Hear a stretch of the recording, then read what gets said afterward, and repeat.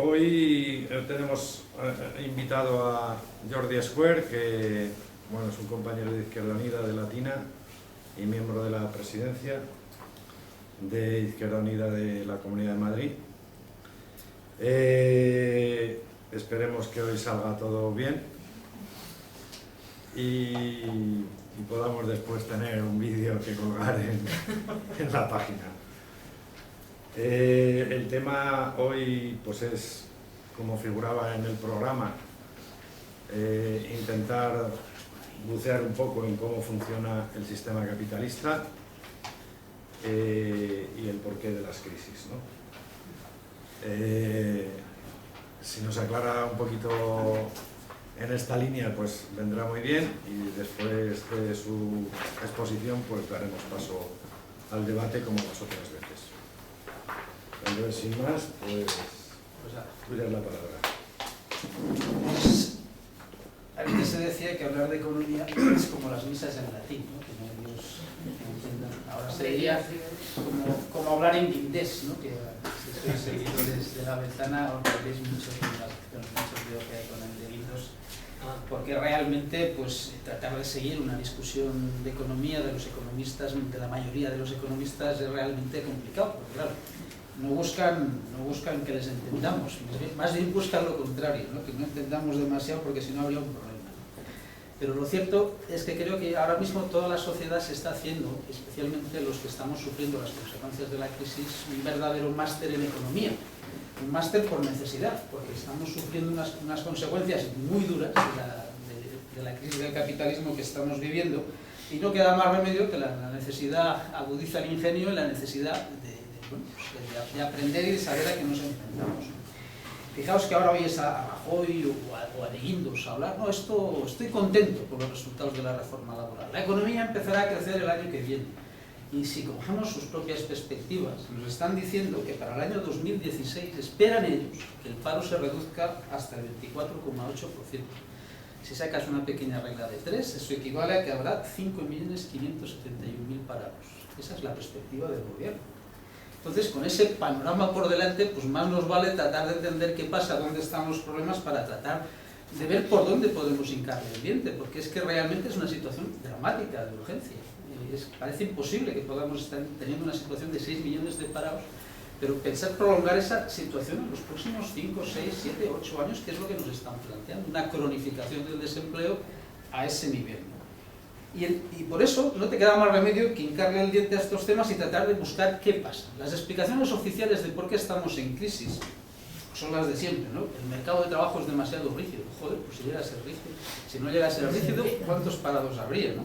O hemos perdido competitividad, y esas las oficiales. Desde el ámbito más a la izquierda, sobre todo, que es que hay que regular la actividad financiera, que falta demanda, que se han explotado demasiado a los trabajadores y por eso hay poca demanda, etcétera, etcétera. Una serie de argumentos que están ahí en debate y que necesitamos entrar en ellos para ver si son ciertos, porque si no conoces las raíces del problema que tienes, si no tienes un diagnóstico, no hay manera de solucionarlo.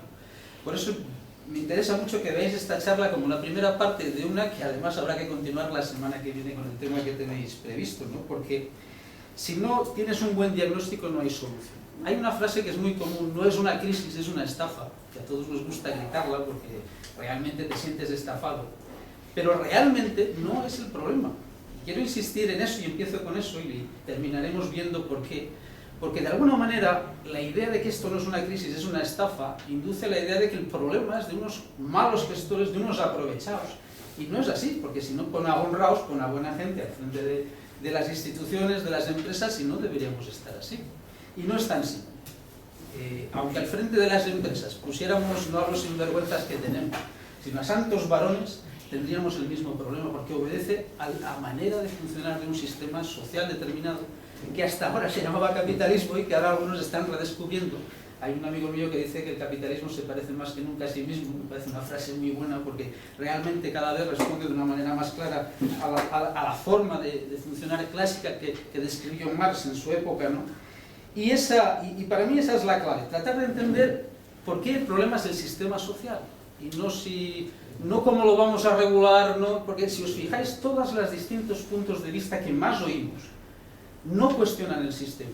Unos están a favor del sistema, los neoliberales como ahora se les llama, que no son nuevos ni son liberales, pues no es nuevo, es algo muy viejo, que lo que quieren es más mercado, más capitalismo, y privatizan el sector público todo lo que pueden, quieren ampliarlo. Y otros insisten, no, tenemos que regularlo y lo que hay que hacer es darle a la máquina de hacer dinero. Y yo lo que veo de común en todas estas posturas es que ninguna plantea el problema de fondo, y es decir, el problema está en el sistema. Hay crisis económicas en el capitalismo desde el año 1825. Es que si dijera, no, es que esto es nuevo. No, no es nuevo. Esta es la historia constante del capitalismo. Crisis periódicas, cíclicas, unas más graves, épocas de más bonanza, pero siempre hay crisis al final. Y siempre hay explotación durante todo el proceso. Y eso es lo curioso, es decir, que se trata siempre, si os fijáis, cada crisis, una fue la del petróleo, en los años 70. Ahora, una crisis financiera, pero siempre se evita cuestionar el problema de fondo, que es el sistema, y se busca un elemento que sí que existe, que no es que no exista, pero se le transforma, por así decirlo, en el problema. Es que no ha habido regulación financiera, por eso estamos así. Coño, en los 70 la había, y también hubo crisis. Es que con o sin regulación, con políticas keynesianas o liberales, hemos tenido crisis. Por tanto, el problema no estará en eso. Eso generará otro tipo de problemas, pero no es la razón de fondo. Y ahí es lo que yo quiero tratar de exponer en esta charla, lo que creo que son los tres factores o los tres aspectos que hay que comprender para entender por qué estamos en esta situación y a partir de los cuales se puede plantear cuál es la salida, ¿no? La primera cuestión que voy a tratar de analizar es de dónde surge la riqueza, qué es la riqueza, porque creo que es la clave. Ahí entramos en la teoría del valor, en tratar de entender eso, que es un tema muy importante. Lo segundo es qué es una economía de mercado y cómo funciona y qué implicaciones tiene, porque si es una economía de mercado, es una economía de mercado, ¿no? Dices, no, es que tengo un coche diésel, lo vamos a arreglar, le vamos a poner 2 bujías. No, no, es que no lleva, es un diésel, no lleva bujías. Pues vamos a ver, si es una economía de mercado implica una serie de cosas. Y en tercer lugar, si vivimos en una economía capitalista, una de sus peculiaridades clave es que es una economía diseñada para explotar a los trabajadores, y eso determina el funcionamiento, desde que existe hasta hoy mismo. Y comprender eso y ser capaces de relacionarlo con lo que nos está pasando es lo que nos permitirá también generar una alternativa. Entonces, vamos al primer punto, es decir, ¿qué es la riqueza, ¿no? En nuestra sociedad parece estar muy claro, tener dinero, porque con eso puedes comprar todo lo que necesites, ¿no? Pero realmente no es tan simple, ¿no? ¿Qué es la riqueza realmente? ¿De dónde surge la riqueza, ¿no? Bueno, había un historiador que me parece fabuloso y el que recomiendo que leáis, Gordon Shire, siempre decía que el hombre, el ser humano, es un animal que se caracteriza por la capacidad para fabricar herramientas que le permiten transformar los productos de la naturaleza para adaptarlos a sus necesidades. Y esa es en realidad el inicio de la creación de riqueza, es decir, coger los productos que hay en la naturaleza y transformarlos mediante tu trabajo, mediante tu inteligencia y tu capacidad de intervenir en ello, en productos, en materiales que te sirven a la sociedad para vivir. El animal productor de herramientas que es el ser humano, el animal que es capaz de hacer eso, pues no, esa descripción es para mí la manera más evidente de entender de dónde viene la riqueza. Pues de dos factores, de la naturaleza, está ahí, y del trabajo humano que interviene y la transforma, la transforma en productos útiles para vivir. Fijaos, los billetes es el sinónimo de riqueza en nuestra época, pero con billetes no se puede comer. Puedes comprar comida, pero si solo tuvieras billetes te morirías de hambre. Lo que necesitas, el papel de los billetes, es que pueden acceder a productos que existen, a riqueza real que existe, viviendas, acero, todos los materiales que nos permiten hacer posible la vida, los alimentos, lo básico, ¿no? Entonces, el dinero no crea riqueza, ¿no? Por eso, fijaos, es un detalle que quería comentar, todos los planes de rescate de los bancos, el sector financiero, van vinculados a planes de ajuste que intervienen en la riqueza real, es decir, en incrementar la explotación de los trabajadores. Volveremos sobre esto. Pero ahí ya tienes un primer aviso de que la riqueza no se crea en el sector financiero, se crea en el trabajo, que los billetes no son riqueza. En nuestra sociedad, y luego daremos en el papel del dinero, pues tienen la utilidad de que nos dan acceso a esos productos, pero la riqueza real es la que crea el trabajo humano, es utilizando los productos de la naturaleza, ¿no? Desde la revolución neolítica, pues desde los primeros productos que fabricó la ropa, las primeras herramientas que se hicieron, hasta que fueron capaces, pues no sé, la invención de la rueda, del arado, la vela, el riego artificial, el empleo de la fuerza motriz animal, todo lo que el ser humano en su desarrollo histórico fue siendo capaz de crear para pues, satisfacer sus necesidades, ¿no? ¿Eso a qué dio lugar? La capacidad de crear esa riqueza material que sustentaba a la sociedad hace miles de años. Pues llegó un momento en que fue capaz de generar un excedente por encima de lo que necesitaba para su alimentación y digamos, el productor, la familia, por ejemplo, o una tribu neolítica que tenía un poblado neolítico que pues, básicamente se dedicaba a la agricultura, tenía algo de animales estabulados, etcétera. Era capaz de generar un ingreso más para mantener a una persona, un chamán, por ejemplo, que ya no intervenía directamente en la producción, o poder mantener, por ejemplo, comprar a un individuo que se dedicaba a la metalurgia, que por ejemplo empezaba a fabricar ya las primeras herramientas de cobre, poder mantenerle sin que tuviera que dedicarse a cultivar su propio sustento, ¿no? Se generó un excedente que dio lugar, por cierto, a la época de la revolución urbana, y a su vez estimuló una mayor división del trabajo, es decir, cuanto más riqueza había, cuanto más excedente, era la posibilidad de que hubiese gente, por ejemplo, que se dedicase a construir los primeros barcos de vela, los primeros carromatos, todo ese material que no se podía hacer en el tiempo libre, sino que se tenía que hacer pues, de una manera especializada. La sociedad generó un excedente, se desarrolló una división del trabajo cada vez más compleja, y de ahí surgió también la posibilidad del intercambio de productos, y eso llevó pues a la explotación de materias primas. Por ejemplo, las sociedades que ya empiezan a dominar el acero no, el bronce o el primer hierro, pues tenían que traerlo, por ejemplo, el cobre es muy excepcional, pues hay que traerlo importado de determinadas zonas. Pues las sociedades de hace 2000 años, cuando empezaron a fabricar herramientas de cobre, pues tenían que generar caminos. Eso implicaba además ejércitos para controlarlos, vigilarles, se iba generando cada vez una mayor y una más compleja división del trabajo, el intercambio, etc., ¿no? Y de ahí surge un fenómeno, solo lo voy a señalar, cuando hay un excedente surge, no es inmediato, lleva un tiempo, una clase dominante, es decir, un sector minoritario de la sociedad que administra ese excedente. Eso es lo que hacen los faraones en el Egipto, por ejemplo.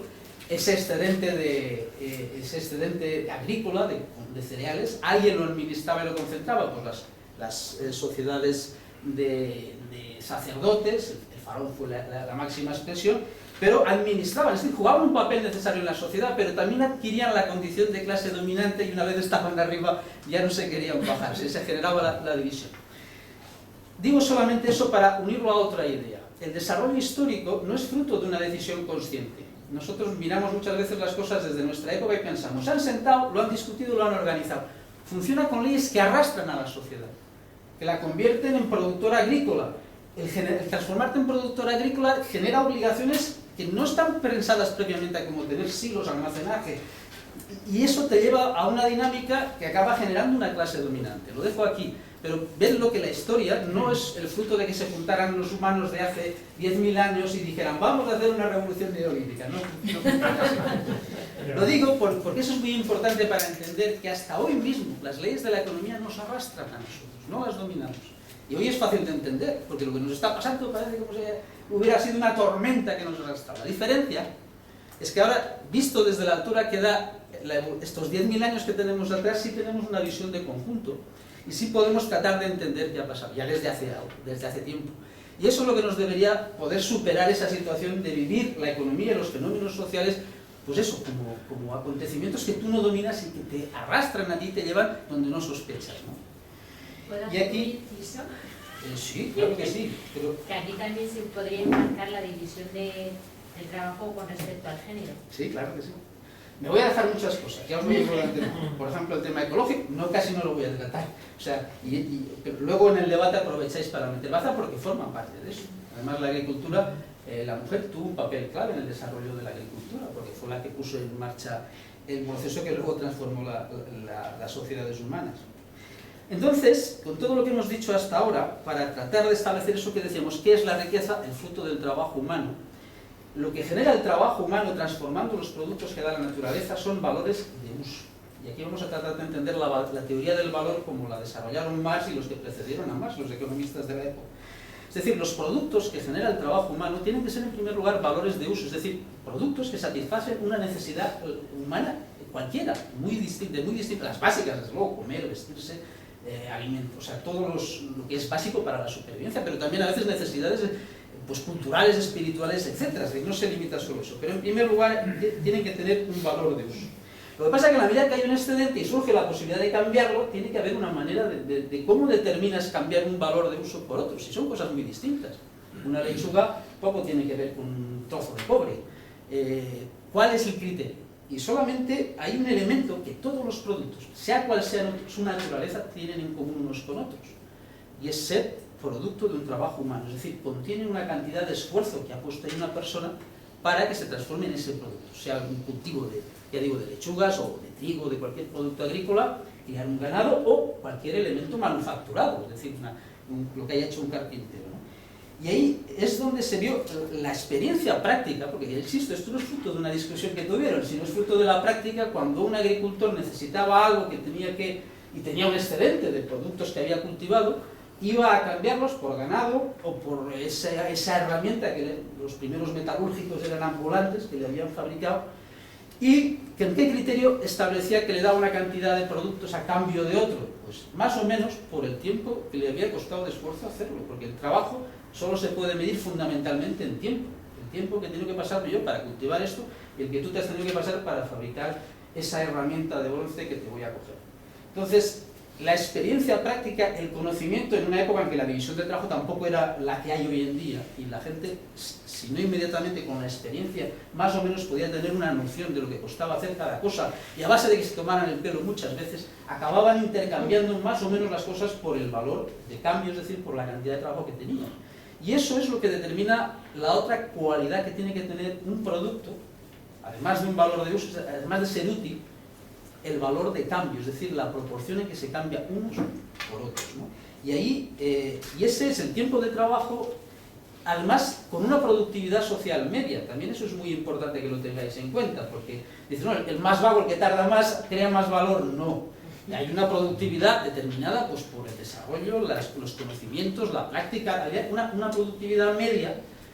Hoy en día también pasa, es decir, la producción de coches, los coches más o menos llevan unas 30 horas de trabajo, los japoneses siguen llevando ventaja con ese tema, o hasta hace no mucho la llevaba Toyota, suele ser siempre a la cabeza de estas cuestiones, ¿no? 30 horas se hizo el coche. Sí, sí, 30 horas es lo que de trabajo tiene un coche, ¿no? Claro, con toda la tecnología de hoy en día, 30 horas de trabajo humano. Que hay un trabajo acumulado previo en todas las piezas, en todo el material que lleva el coche, claro, de trabajo, más diría trabajo muerto, el trabajo que llevas de antes, ¿no? Entonces, ese intercambio es lo que... A ver, 3, 2, 4, si es que he cometido el error de sacarlo. Entonces, la sociedad, con esa experiencia práctica, descubrió, voy a hacerlo así, si no vamos a tener un lío, descubrió algo clave, que es el valor de cambio, es decir, la característica que permite que funcione una economía, un mercado, ya no voy a decir una economía de mercado, un mercado, descubrió la mercancía, productos que tienen un valor de uso, una utilidad, pero también un valor de cambio que permite intercambiarlos de una manera proporcional, ¿no? De hecho, ahí surge el trueque, que fue la manera más elemental. Tú ibas con lo que tú te sobraba de tu producción y lo cambiabas por otras cosas que necesitabas. Pero como os imaginaréis, a largo plazo lo del trueque tenía muchas complicaciones, porque para intercambios esporádicos, ocasionales, de pequeña, pues era un problema, ¿no? Entonces, ¿qué ocurrió? La experiencia hizo que determinadas mercancías se transformaran en la expresión del valor de cambio, el referente para el resto de los productos. Y una de las primeras que lo hizo fue el ganado, por cierto. El término pecunio, que viene de pecus. De hecho, las primeras monedas de los romanos tenían cabezas de ganado, de cerdos, de bueyes, etc. Porque eran mercancías con un valor también, y normalmente un valor alto, concentrado en ellas. El ganado tenía una ventaja, se transportaba, aunque Alberto ya la cargaba, pero podía ir solas también si querías, ¿eh? En fin, el caso que sí, se encontró el dinero como una manera que permitía el intercambio, facilitaba el intercambio, permitía el desarrollo del comercio, ¿no? Bueno, de hecho no fue la única mercancía, como nos recuerda todavía la vía salaria romana, la sal fue uno de los también de las mercancías extremadamente útil, con un costo de extracción considerable. La fortuna de Roma, la originaria por lo menos, luego ya saqueó bastante para tener más, pero la base de la riqueza de Roma, además de sus agricultores, era la sal. Viene salario, ¿no? De ahí viene salario, efectivamente. O denario, que era de los romanos, la palabra dinero tiene de ahí, ¿no? Pero claro, si había un producto, una mercancía que fue y se convirtió en el dinero por excelencia, fueron los metales preciosos, porque concentraban una gran cantidad de trabajo humano para extraerlos, por lo cual eran en pequeñas cantidades, tenían mucho valor concentrado, eran muy fáciles de dividir en unidades claras, pesables, muy maleable, muy resistente, el oro no se deteriora, se conserva muy bien, y eso convirtió para el comercio a la moneda como la mercancía, el equivalente general más cómodo, y se transformó en el uso general. Incluso eso, cuando se desarrolla más el comercio, llega un momento en que tampoco sirve, ¿no? Llega un momento en que ir por los caminos de la Edad Media con varios sacos de monedas de oro, como os podéis imaginar, no lo sería ni ahora, en aquella época sería poco seguro. Entonces muchos orfebres, o una parte de los orfebres, lo que hicieron fue, tú dejabas tu oro depositado en su orfebrería, que lo guardaban consigo, y te daban un billete certificando que tú tenías depositado ese oro y que contra ellos tenías, digamos, lo transformaban en una especie de cheque de garantía, un título, en el que tú podías, con el que tú podías responder, y ya no tenías que viajar con todo eso, sino simplemente con eso, y con otra orfebrería de otra ciudad podías hacer la transacción sin desplazar ese oro. Ese fue el nacimiento de la banca. Ese fue el proceso como empezó, como producto de la experiencia. Eso era muy importante, este fenómeno, porque permitió la existencia del dinero, permitió separar el proceso de la compra del de la venta, que es un tema clave, como luego veremos, para el funcionamiento del mercado. Antes, en el trueque, tú comprabas y vendías al mismo tiempo, punto. Pero tú puedes vender algo y no necesitar en ese momento comprar nada. El surgimiento del dinero permite que eso funcione.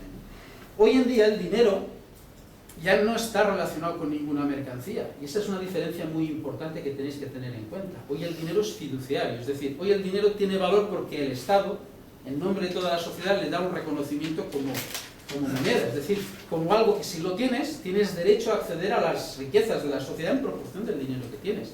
Hasta hace unas décadas estaba rígidamente vinculado al oro, aunque bueno, eso también se saltaba, pero en general lo estaba. Pero a pesar de ser hoy dinero fiduciario, incluso dinero digital, porque en realidad en muchas partes son apuntes contables que tenemos en las cuentas corrientes y que manejamos con la tarjeta, etc., a pesar de eso, está obligado, funciona con las mismas reglas el dinero ahora que hace 2000 años.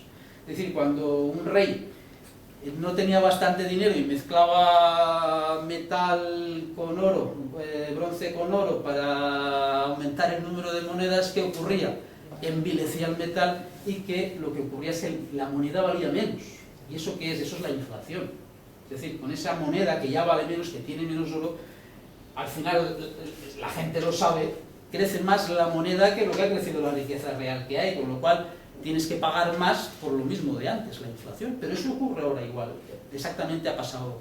Antes, cuando veníamos para acá, me traía Jesús, y la verdad es que es buena idea. Aquí tenéis tenéis monedas argentinas de los años de la inflación gloriosa, de la hiperinflación de los años 70, 80. Esta primera es de 1 peso y esta es de 10.000 pesos. Esta, cuando llegó la inflación a su máxima expresión, en los momentos álgidos, podías comprar lo mismo con esta de 10.000 que con la de 1 peso un tiempo antes. Y eso es lo que significa la inflación. Lo que pasa, hace muchos años que no la vivimos. Y es muy importante para que lo tengamos en cuenta, ¿no? Es decir, si los bancos centrales, porque ahora es una moda también, no, darle a la maquinita de hacer dinero. No hay problema de inflación, pues vamos a darle a la maquinita de hacer dinero. Tiene unas implicaciones. Si tú generas más masa, si metes más dinero en la economía y crece más rápido la masa de dinero que hay en circulación que la masa de producción que hay, no crece pareja, lo que va a ocurrir es que va a haber inflación. Es decir, vas a tener la misma producción pero más billetes, con lo cual cada billete valdrá menos. No sé si me explico igual muy simplemente, pero eso es lo que supone la inflación. Se puede generar por distintos factores, pero la consecuencia es esa. Y darle a la maquinita de hacer dinero, que es lo que provocó las inflaciones en Argentina, o la de Weimar es Weimar, ¿no? en Alemania, que antes hablábamos viniendo para acá de eso, que todo el mundo dice Weimar, no es Weimar, será Weimar, pero mi alemán es inexistente. Entonces era sencillamente que al final la moneda pierde valor. Entonces, es cierto que algunos dicen, no, pero es que desde el punto de vista de la clase dominante, quieren mantener el valor de la moneda a toda costa porque su riqueza está denominada en monedas. Es cierto, la inflación les perjudica, pero también nos perjudica a los trabajadores. Es decir, que te bajen el sueldo un 30% es una putada, que es lo que están haciendo ahora, bajándonos. Pero si se dispara la inflación, es como si te recortaran el sueldo. Una inflación del 30%, si no te suben el sueldo, tiene exactamente el mismo efecto. Y si es de 30% lo teníamos en el año 76, en el 77, ahora no recuerdo exactamente, un 26% oficialmente, que era un poco más. En esa época las inflaciones en Argentina, en Brasil, en Perú eran del 2000, del 3000%, etc. Es decir, todos los días cambiaba el precio, ¿no? El chiste de decir que vale el café, 5 pesos, como ha dicho, 6 pesos, y así iba subiendo, porque es verdad, todos los días cambiaban los precios para mantener el equilibrio. Entonces, eso debemos tenerlo presente, porque el problema es que la solución no es volver al keynesianismo, darle a la maquinilla de hacer dinero, y entonces sin cuestionar el sistema vamos a arreglar el problema. No, con eso vamos a generar inflación. Ahora están dándole a la maquinilla de hacer dinero mucho, pero ese dinero no llega a los bolsillos de ninguno de nosotros, al contrario, nos están expoliando cada vez más. Todo el dinero que el Banco Central Europeo, la gente se pregunta de dónde salen los miles de millones de euros que el Banco Central Europeo da a la banca. Pues simplemente los crea porque le da la gana. Una anotación en su balance y han metido en torno a 1 billón de euros. Pero ese dinero se queda en los bancos, y a lo sumo los bancos lo prestan a los estados, ellos lo reciben al 1% y les devuelve al 5%. Si ese dinero se transformara en salarios y se diera directamente a las personas sin más, en condiciones capitalistas generaría inflación. Y ese es uno de los temas clave, es decir, no es una solución darle a la maquinilla de hacer dinero. Se le podría dar en una cierta dosis, podrías usar el crédito, etc. Pero al final tienes que controlar tú los medios de producción, porque si no, la dinámica del dinero, si crece más que la producción, es que suba la inflación, que se desvalorice el dinero, por así decirlo. Y te mete en un callejón sin salida. ¿Qué habíamos logrado con el surgimiento del dinero? Os decía, separar, volviendo al tema que nos ocupaba, la compra de la venta, ¿no? Y además conseguimos otra cosa, separar el valor del precio, porque el dinero lo que es, le da expresión, digamos, al valor de las cosas. Las cosas valen X horas de trabajo, pero no se dice, oye, esta cabra vale 3 horas de trabajo, vas al supermercado. No, vale tantos euros. Es decir, el dinero genera un fenómeno que hay que tener en cuenta, que es el precio. El precio es la expresión nominal, lo que da una expresión completa al valor. ¿Por qué tiene importancia eso? Porque eso posibilita que funcione el mercado, que funcione la ley de la oferta y la demanda, porque los precios suben y bajan por encima, o sea, oscilan por encima o por debajo del valor de las cosas.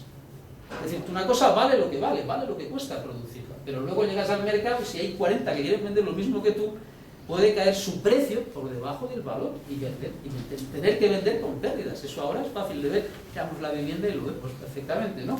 Y al revés, el precio puede subir por encima. Eso es lo que permite que funcione la ley de la oferta y la demanda y que funcione la economía de mercado, ¿no? Y eso, además, claro, lo que os decía antes, la economía no funciona porque se sentaron a discutir cómo lo arreglamos, no, tuvo su propia dinámica. Y el mercado, en una sociedad que no planifica, que no organiza, en una sociedad primitiva, neolítica, pues una familia se ponía de acuerdo para lo que tenía que hacer, no necesitaban la economía del mercado para nada. Pero en una sociedad que se va desarrollando, pues efectivamente, ¿qué determina que haya necesidad de zapatos? Pues bueno, la gente lo necesita. Empiezan a producir, llegan allí más zapateros, se establecen, llega un momento que hay más zapatos que oferta. ¿Qué implica eso? Crisis. El mercado regula la asignación de los recursos de la sociedad no de una manera gradual, sino con crisis. Un ejemplo muy sencillo, la vivienda. ¿Qué ha pasado con la vivienda? Era muy rentable estos años del boom fabricar viviendas. Y además tiene un efecto paradójico, cuanta más demanda hay, más dinero acude y se genera una espiral en ascenso, porque además ya no se compraba solo para vivir en ella, sino decían, ¿qué negocio compro? Y al año que viene vale un 10% o un 20% más y he ganado eso, ¿no? Y se genera esa dinámica, eso en una economía de mercado es inevitable, es como funciona el mercado. Ha pasado con la vivienda, pero ha pasado con el sistema de ferrocarriles en el siglo XIX y a principios del XX, pasó con las .com, porque el mercado funciona así. Y esa es la dinámica. Por tanto, en una economía de mercado tiene que haber crisis. Y eso, insisto en ello, a veces no, tenemos que regular el mercado. ¿Ya? Si el capitalismo lleva mucho tiempo tratando de regular el mercado, Pero el mercado, aunque lo regulemos, porque ya lo regulan, ¿no? Esto no es, hay muchas cosas que son la ley de la selva, pero se regula, pero siempre habrá crisis, ¿no? Además, claro, lo del mercado regulado es, ¿cómo se llama? Un oxímoron, ¿no? Que son dos cosas, pues un silencio atronador, un contrasentido. Pues es que el mercado no puede ser regulado, porque la sociedad lo ha generado precisamente cuando no podía regular, cuando no podía planificar, administrarlo de otra manera la economía. Y eso tiene otra consecuencia más, y es que genera siempre una sobreproducción crónica. Y eso también hay que tenerlo en cuenta, porque como se lucha, como no hay un plan, sino pelean los distintos productores que existen para llevarse la mayor cuota del mercado, siempre tienes que contar con poder atender la máxima demanda posible, y siempre hay exceso de capacidad productiva. Simplemente os pongo un dato, y lo voy a dejar aquí este aspecto, para entrar por otro lado. La industria española, en los momentos más álgidos del auge, estuvo al 84% de su capacidad de utilización de su capacidad productiva. Ahora está en el 60, en el 70 y pocos. Pero incluso en la época del auge, en los años, en el 2000, hasta el 2007, su álgido es el 2000, a mediados de 2007, nunca llegó al 90%, el 84% fue el máximo, ¿no? Es decir, esa es una característica inevitable en una economía de mercado, porque no hay un planteamiento racional de cuánto necesitamos, y hombre, siempre puede haber una desviación, pero no, tú tienes una tienda en el mercado y tienes que tener para vender, que te vengan a comprar o no. Pero imaginaos, la economía en general funciona con ese criterio. Las grandes multinacionales del automóvil compiten entre ellos, hay un exceso de capacidad productiva brutal. Pero la sobreproducción no viene solo por ese factor, también viene por otro que es clave, y es la segunda parte de mi exposición de cómo funciona el capitalismo.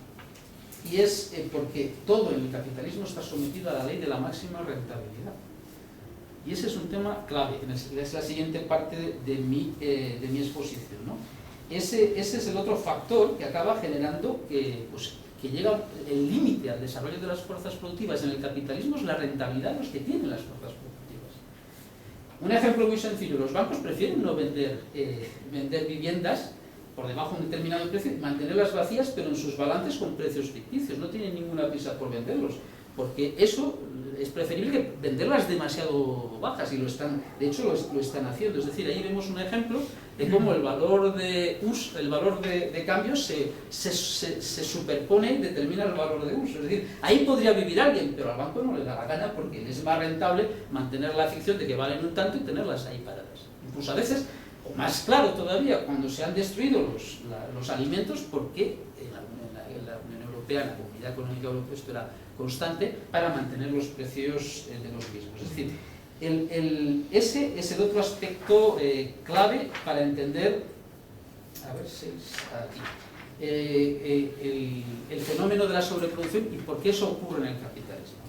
Pero claro, ¿qué es? Y aquí entramos en otra parte, la propiedad privada de los medios de producción. Ese es un elemento clave para entender el capitalismo. Esa es la característica fácil, además del mercado como mecanismo de asignación de los recursos, lo que determina cómo se mueve la economía. Se parte del hecho de que la economía es propiedad privada, las grandes fuerzas productivas son propiedad privada, y eso es clave. De hecho, es el papel que juega el capitalismo, es pasar de una situación en la que había pequeños productores privados a generar grandes productores que siguen siendo privados, pero que ya no es un pequeño productor que tenía un tallercito o que hacía en su trabajo, un artesano, sino que concentran los grandes medios de producción, pero siguen siendo privados, son ya una producción social en grandes empresas. Las empresas están además, ahora dicen, no, ya se han desaparecido las grandes empresas, no es cierto. Iros a China y veréis en Foxconn 1,2 millones de trabajadores, unas plantas que tienen varios cientos de miles de trabajadores. O sea, eso sigue. Pero esa es la clave, el capitalismo concentra en manos privadas los grandes medios de producción. Es una producción social, pero la apropiación es privada, ¿no? Y para el capitalismo es clave disponer en abundancia de mano de obra que no tenga más remedio que ir a contratarse para trabajar. Eso es clave. De hecho, cuando surge, toma todas las medidas que puede. Si leéis la historia del capitalismo en Inglaterra, en el siglo XIX, cómo expulsan de los antiguos, que expulsan de sus tierras a los pequeños productores. Bueno, ahora lo hacen en África, en la India, les arruinan, para crear grandes explotaciones para ovejas, para la lana, que fue el primer inicio, digamos, de la explotación del capitalismo, el primer gran producto de comercialización del capitalismo británico, ¿no? Pero eso es así, como por ejemplo hay anécdotas en el siglo XIX, en una de las crisis del textil, un grupo de trabajadores muy numeroso que estaban en la miseria pidieron permiso para poder emigrar, hablamos de varios cientos de miles, a Australia, y les prohibieron, por la presión de los industriales, con el argumento de que cuando pasase la crisis y se reactivase la economía, ¿de dónde iban a sacar la mano de obra, ¿no? Es decir, que eso, el capitalismo, para poder funcionar necesita, los medios de producción son privados y que haya otro resto de la sociedad, que suele ser la mayoría, que solo puede vivir sin cuenta trabajo. Y con la crisis está claro, si no tienes trabajo, literalmente te mueres de hambre. Y no es ninguna broma, estamos llegando a ese punto. Habéis visto ya que estaban planteando que, que se dieran las ofertas de trabajo solo a los que cobraban el desempleo. De hecho, nos fijáis que siempre insisten en reducir el subsidio de desempleo para incentivar la búsqueda de trabajo. Dicho en Román Paladina, lo que se refiere es que aceptes cualquier oferta de trabajo. Necesitan tenerlo. Pues eso es posible precisamente porque pues son propiedad privada los medios de producción, ¿no? Los tienen ellos y nosotros dependemos de que ellos nos den trabajo, ¿no? O sea, los empresarios crean trabajo, ¿no? Es que en el capitalismo son los dueños de los medios de producción y ahí está el problema, ¿no? ¿Y por qué decimos que los trabajadores somos explotados? Pues no es una apreciación moral, es un hecho objetivo, que es, la verdad es que ¿cuánto tiempo llevo hablando? No, pero poco, ¿eh? Está bien, está bien. Media hora. Llevo media hora. ¿Vamos bien? ¿Os está entrando sueños? Vale. Es que uno prepara la charla y piensa que va bien, pero luego dices, joder, pues ya veremos. Claro, el fenómeno no es solo un problema moral, que lo es, porque desde luego cuando ves que hay 200 millones de niños explotados en el mundo y que sigue esta... Bueno, habéis visto lo de Bangladesh no hace mucho, que recuerda pues lo que... Pues es que es lo mismo que te cuenta Marx del siglo XIX cuando se habla de la situación de las fábricas en Gran Bretaña, y estamos en el siglo XXI, ¿no? Pero ¿por qué nos explotan? Porque claro, el esclavo era muy claro, no era esclavo, joder, nadie pondrá en duda que estaba explotado. O el siervo de la gleba, pues con las córvegas trabajaba unos días en su terreno para él y otros para el señor y le tenía que llevar la producción. La explotación está clara, le da su parte, trabaja para él. Pero, ¿cómo se produce bajo el capitalismo? ¿No? Es decir, claro, yo a ti te pago lo que tú trabajas. Pero si os fijáis, aquí hay un problema que choca con lo que hemos hablado antes. La riqueza, lo que determina que las cosas tengan valor, es el trabajo que hay aplicado en él. Si al trabajador le pagan su trabajo, entonces ¿de dónde sale el beneficio? No, porque las cosas se suelen vender por término medio, a veces suben por encima de su precio sube por encima de su valor o baja, pero en el conjunto de la sociedad la tendencia es que las cosas se vendan por término medio por el valor que tienen, es decir, por el tiempo de trabajo que hay invertido en ello. Si al trabajador le pagas en su trabajo, ¿de dónde saldría el beneficio del empresario? Y ese era un debate que traía locos a David Ricardo, a Adam Smith, que les desesperaba y decían, coño, pues sí, era una contradicción, porque ellos todavía intentaban ver de una manera objetiva la economía de la época. Y el que resuelve el que da la solución a ese fenómeno, que permite descubrir, es Marx, que dice, no, es que lo que contratan y lo que pagan al trabajador no es su trabajo, es su capacidad de trabajar, su fuerza de trabajo, que no es lo mismo. Una diferencia clave, porque un trabajador, obviamente, con su esfuerzo tiene que generar riqueza equivalente a lo que va a cobrar, porque si no, no va a funcionar el asunto. Pero tú, al cabo de trabajar una semana, 2 o un tiempo X en tu empresa, habrás generado una riqueza equivalente a lo que vas a cobrar ese mes. Pero tú no te dices, bueno, pues ya me puedo ir a casa, ¿no? Tú tienes que seguir trabajando. Porque efectivamente el valor de donde va a salir el beneficio, los intereses del banco, etcétera, etcétera, el pago de la nave y tal, va a ser del trabajo que hace el obrero. Las máquinas no generan un valor nuevo. Se amortizan, trasladan el valor que tienen partes proporcionales, pero no generan un valor nuevo. Entonces la riqueza, enlazando con lo que decíamos antes, que es fruto del trabajo humano, los empresarios solo pueden obtener beneficio si realmente se quedan con una parte del trabajo de los trabajadores, no hay más. Y esa es la clave, la explicación la da Marx cuando explica que lo que contratan es la fuerza de trabajo. Que es una mercancía muy peculiar, porque cuesta menos, cuesta menos de la riqueza que genera, la usas y te da más valor de que tú te vas a gastar pagándolo. Por eso puede funcionar el capitalismo, ¿no? Una parte de tu jornada, que es el trabajo necesario, es el que va a ser al final tu sueldo, y el resto del tiempo que trabajas, en realidad trabajas para el empresario. Es lo que Marx llamó la plusvalía. Y de ahí surge el beneficio y todo lo que conlleva el montar una empresa. Y claro, ahí está la razón de la lucha entre capitalistas y trabajadores desde hace prácticamente 2 siglos, ¿no? El tratar de cobrar el máximo posible y trabajar el menos posible de horas por nuestra parte y por la suya, para pagarte lo menos posible y prolongar la jornada laboral, el máximo, ¿no? De hecho, el precio de la fuerza de trabajo, el salario es muy voluble, ¿no? En el Estado español tenemos el salario mínimo en 641 euros, en Francia en 1000 y pico euros, pero te vas a Bangladesh y es de 38 euros, en Marruecos es de 178. Es muy voluble porque entran muchos factores, ¿no? Igual con la jornada laboral, ¿no? Etcétera, ¿no? Entonces hay una tendencia innata de los empresarios a aumentar esa explotación. También porque en el mercado hay una ley, y eso se olvida siempre, ¿no? Es decir, el mercado no funciona por la cooperación, y vamos a ver cómo hacemos las cosas. Hay un factor determinante, la competencia. Y lo que determina, y ahí es, por eso unía el análisis de una economía de mercado a la explotación bajo el capitalismo. ¿Qué es lo que mide el éxito de una empresa? La rentabilidad. Y la rentabilidad viene de explotar a los trabajadores en última instancia. Más factores, pero la clave donde se genera la riqueza es en ese trabajo. ¿Y cuáles sobreviven? Las empresas más rentables. Y esa es la clave de toda esta historia. Por eso no pueden detenerse. A nosotros nos ponen a dirigir General Motors o la Ford y nos irían, porque Dios que aguantas eso.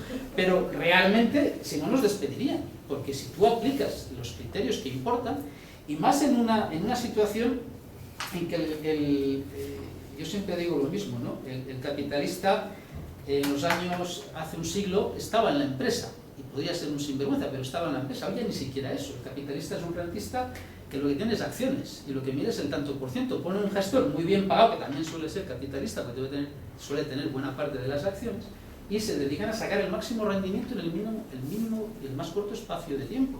Y eso es lo que interesa. Pero esa riqueza viene de explotar a los trabajadores, y eso es clave. Entonces, ¿cómo lo hacen? Pues mira, hay dos vías fáciles. Marx hablaba de 2 aspectos centrales: la plusvalía relativa y la plusvalía absoluta.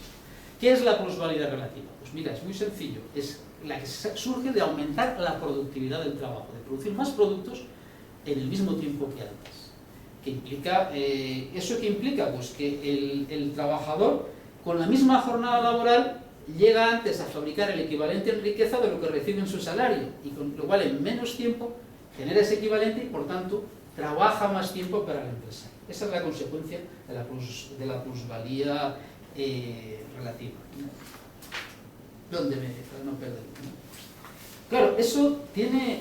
Claro, si el capitalismo ha llegado hasta hoy, entre otras muchas razones, es por eso, porque consigue, es muy sencillo, durante estos últimos 20 años, en realidad, ha ido creciendo la desigualdad, pero la han ido compensando porque muchos de los productos que tenemos en nuestro consumo valen mucho menos que hace 20 años.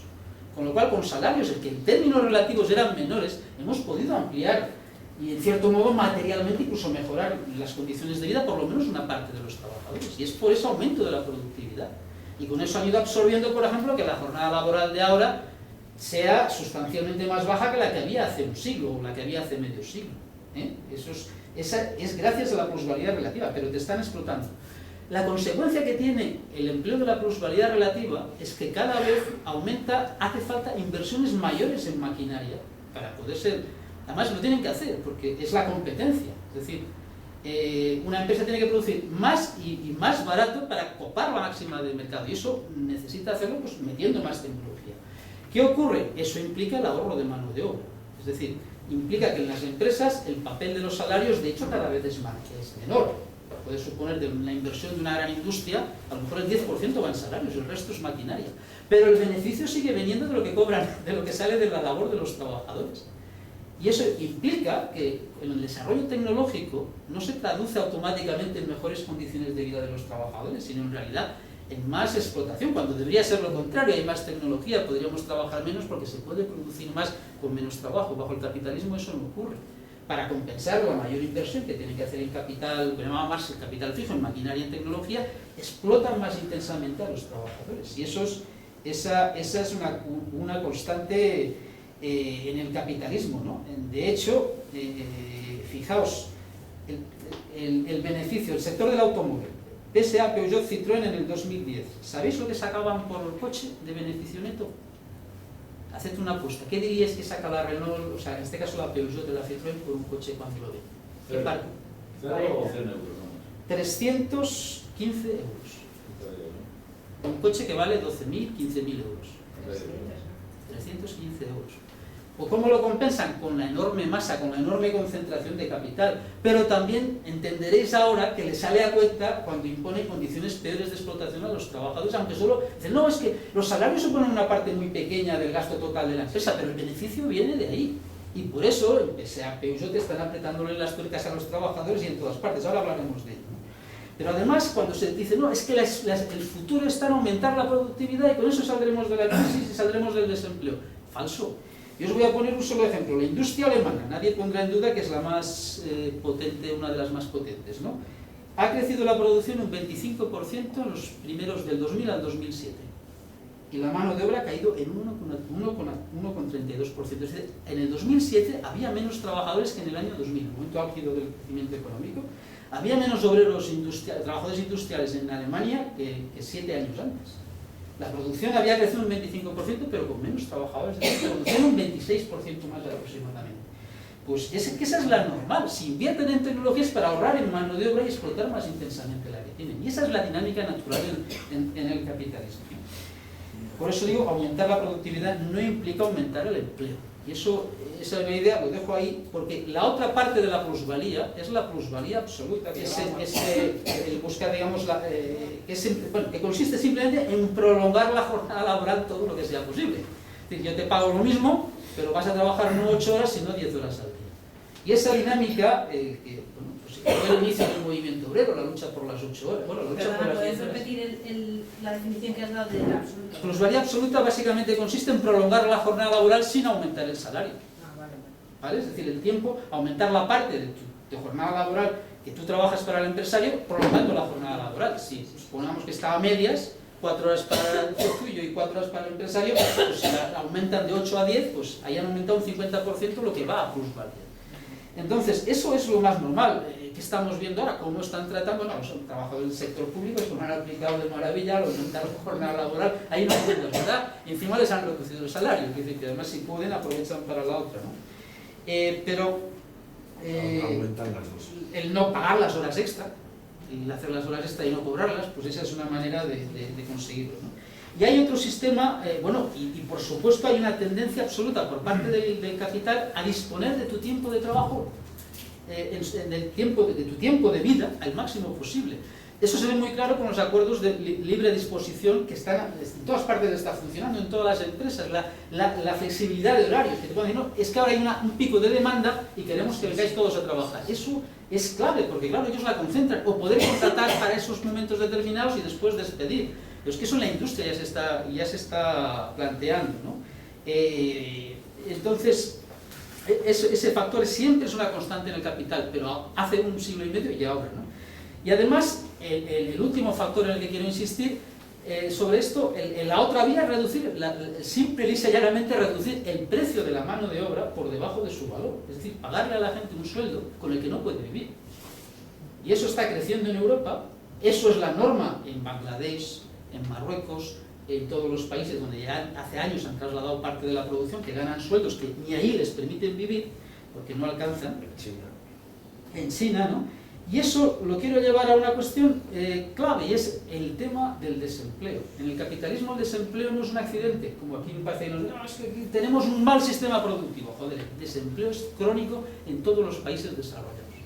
En Alemania hay 7,5 millones de trabajadores con minijobs y empleos precarios subvencionados por el Estado. Si no estuvieran subvencionados por el Estado, serían pagados muchos de ellos y no tendrían una tasa de paro muy distinta de la nuestra.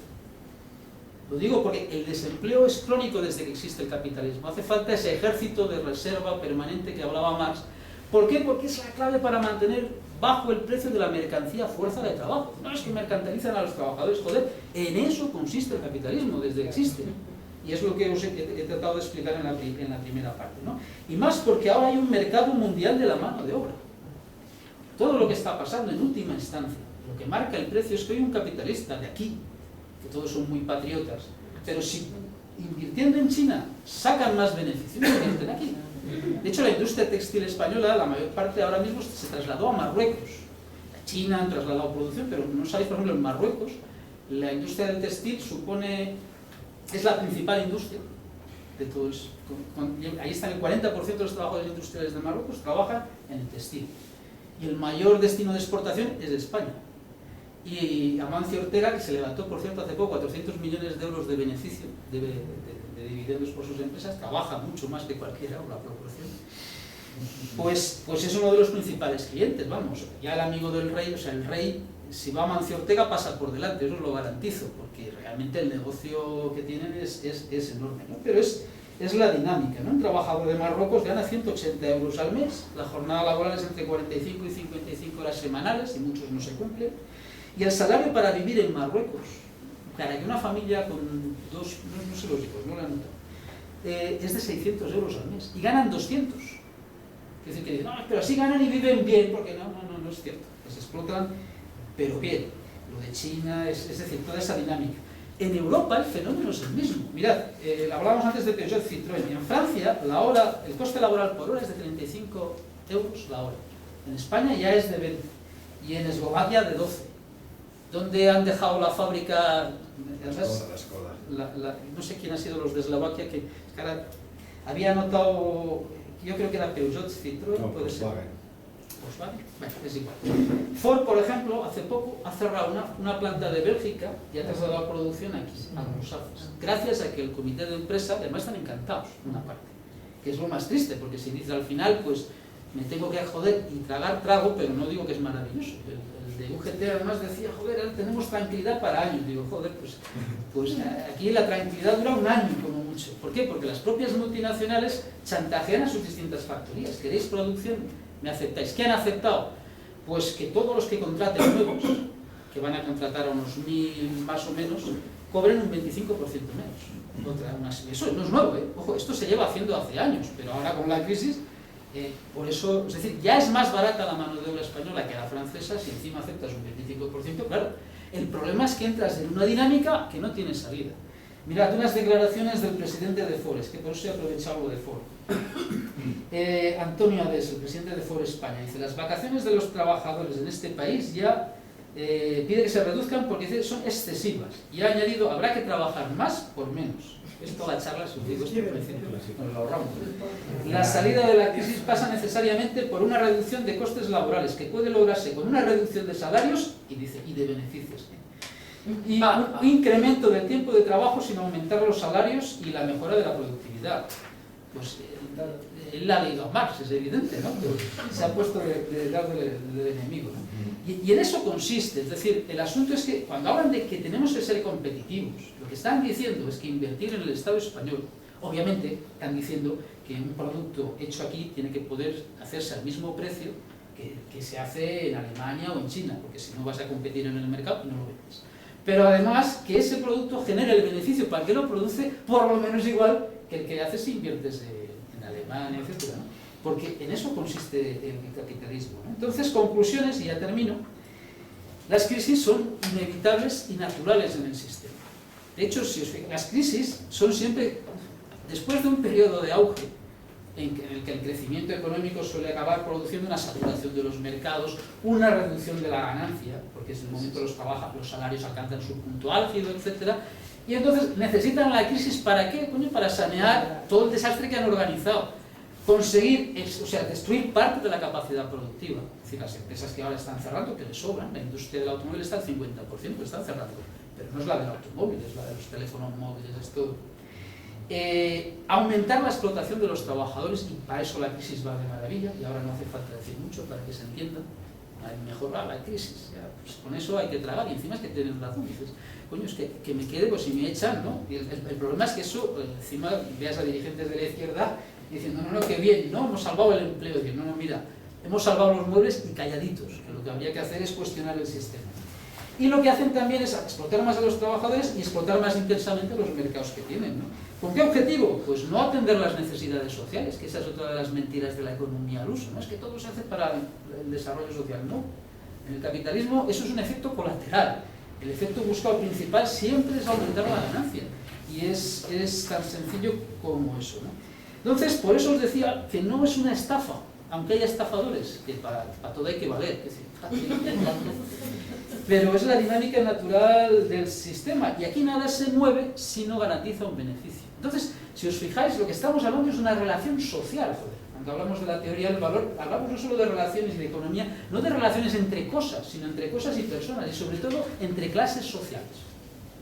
Y si la vemos así, la economía encaja, ¿no? Es decir, hay cosas que si no las ves desde el punto de vista de cómo no ves nada, pues sí, pues si le pones en esa perspectiva lo ves, ¿no? Entonces, en condiciones capitalistas, lo que está pasando es lo normal. Y de hecho, lo curioso es que si hoy en día choca tan claramente el capital, lo que está pasando con el sentido común, es precisamente porque el modo de producción capitalista choca cada vez más claramente con las necesidades de la sociedad. Hace un siglo y medio, como no había otra manera, pues no había otra forma de desarrollar la industria en un mundo mucho más atrasado. Pero ahora ves claramente, por ejemplo, cómo están destruyendo la sanidad pública. Lo de aquí de Madrid es escandaloso. 700 personas en lo mejor de su carrera profesional, la mayoría de ellos que saben un huevo, y podrían formar gente y los mandan a tomar por culo en un día, les importa un pito. No os extrañe que dentro de un tiempo les contraten, se planteen contratarles, que cambien alguna ley para que puedan reengancharse a pesar de los jubilados y les contraten desde empresas.